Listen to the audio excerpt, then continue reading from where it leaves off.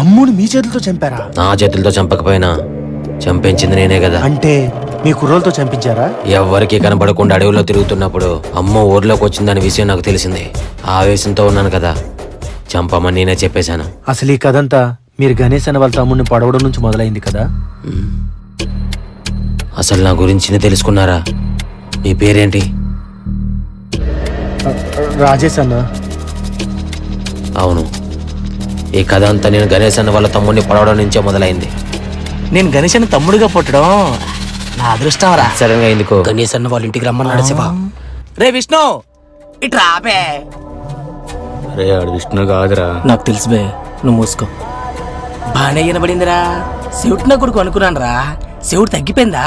నేను శివాన్ని తెలిసి కూడా ఎందుకులా నాటకాలాడతావు? ఓ శివనా?